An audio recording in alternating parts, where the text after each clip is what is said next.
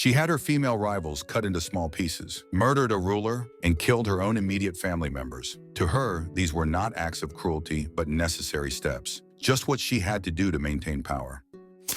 Zetian was born in 624 CE in Shanxi Province, China. Her father, Wu Shihuo, served as a chancellor under the powerful and newly established Tang dynasty, which had risen to power less than a decade earlier. Due to her father's prominent position in the government, Wu was raised in a wealthy and privileged household. Unlike most girls of her time, she received a strong education and was actively encouraged, especially by her father, to read, write, and develop her intellect. She read extensively about politics and government affairs and mastered the classic literary works of China that were in circulation at the time. Exceptionally well-educated, an uncommon trait for a woman in that era, Wu stood out early in life. At the age of 14, this accomplished and striking young woman became a concubine to Emperor Taizong. She was given the relatively low rank of Karen, a fifth-rank concubine in the Tang dynasty. While she initially held little political influence, her intelligence, curiosity, and education soon set her apart from others in the harem. She demonstrated an exceptional grasp of literature, history, and calligraphy, skills highly valued at the imperial court. Impressed by her intellect and sharp mind, Emperor Taizong assigned Wu to the imperial study, where she was entrusted with handling official documents. Over time, she earned the emperor's trust and was appointed to assist with administrative tasks, effectively serving as his personal secretary. This role granted her rare access to state affairs, an exceptional position for a woman of that era, and laid the foundation for her future political ascent. In addition to gaining Emperor Taizong's favor,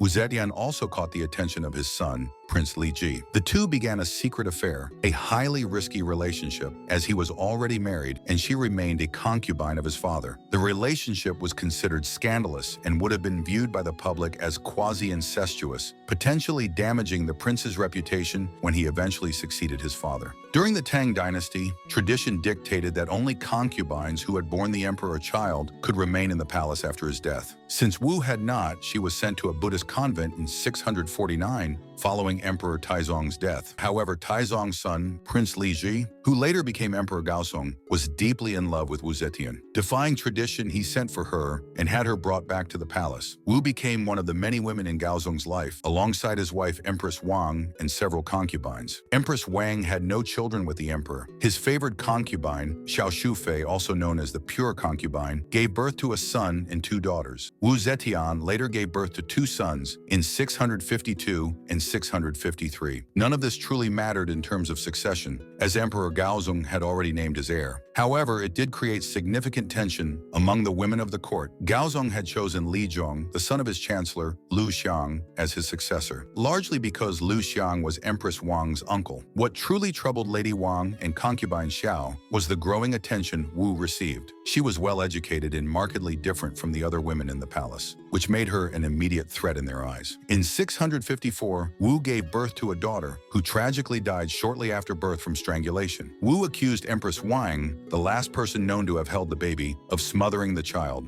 Aware of Wang's hostility toward her, Wu saw an opportunity. According to some later historians, it is possible that Wu may have killed the baby herself in order to frame Empress Wang for the crime. Empress Wang had no alibi and was further accused of practicing witchcraft. Seeking to eliminate all her rivals, Wu also implicated the pure concubine in the incident. Empress Wang was found guilty of the child's murder and banished to a remote part of the palace. Not long after, the pure concubine also joined her in exile. Emperor Gaozong divorced Empress Wang and married Wu. With her rivals removed, Wu was officially declared empress in 655. However, she faced strong opposition from court advisors who had served under Emperor Taizong and refused to accept her legitimacy. As Wu's influence over Gaozong grew, their concerns intensified. They argued that she came from a relatively low-ranking family, and having once been a concubine to Taizong, her marriage to his son Gaozong was effectively incestuous and a violation of tradition. Wu systematically moved to eliminate these dissenters, exiling or executing them through carefully crafted political maneuvers. After Emperor Gaozong suffered a debilitating stroke in 660, Wu assumed even greater control,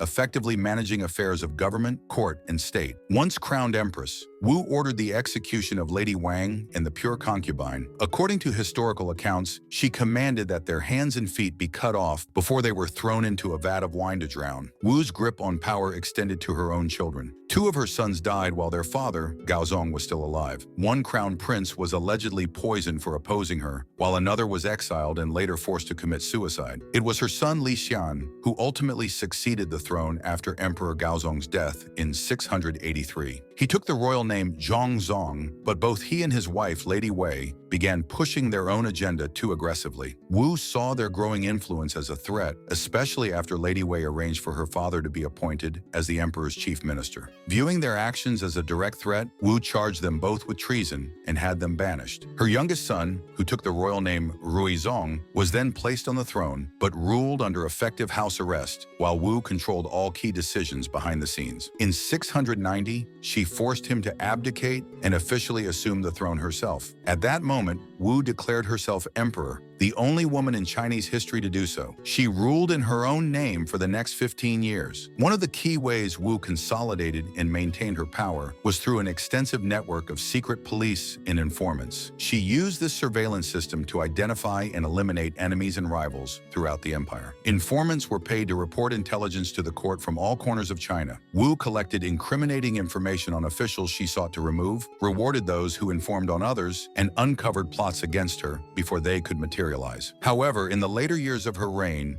Wu became increasingly corrupted by luxury and power. She began to neglect her duties and surrounded herself with a circle of male concubines. Chief among them were the Zhang brothers, two young, flamboyant men in their 20s, known more for partying than politics. Their influence and Wu's open favoritism toward them caused growing resentment among government officials and courtiers. The empress ignored the growing resentment around her and became increasingly dependent on her two young lovers as she aged. In addition to her time spent with her concubines, Wu grew increasingly paranoid, convinced that conspiracies were forming against her. She continued to exile, imprison, and execute her perceived rivals without hesitation. Over time, she became addicted to aphrodisiacs and began to lose touch with reality. As she grew older, her grip on state affairs weakened. In 705, a palace coup forced Wu to abdicate. Her son, Emperor Zhongzong, restored the Tang dynasty to power. Wu Zetian died later that year, in December 705, at the age of 82. Wu Zetian was buried alongside Emperor Gaozong in the Shanling Mausoleum. She lived and died as the only woman to have ruled the Chinese Empire in her own right. Opinions about her remain sharply divided. Some admire her for her remarkable achievements, while others condemn her as a ruthless, merciless schemer and autocrat. Under her leadership, the Tang dynasty expanded its military control over surrounding regions, much of it guided directly by Wu herself. Her reign was notably peaceful, and she advanced the imperial civil service examination system, strengthening the meritocratic structure of Chinese bureaucracy. Even her harshest critics acknowledged that military expenditures were reduced, taxes were lowered, the salaries of deserving officials were raised, pensions were provided for retirees, and large royal estates near the capital were redistributed for agricultural use. In these ways, Wu was a highly competent feudal monarch, but she was also extraordinarily ruthless. She ordered the execution or forced suicides of many who opposed her, including founding figures of the dynasty, members of the Li royal family, and even relatives who sought to exploit her power. She solidified her rule through surveillance, manipulation, and fear.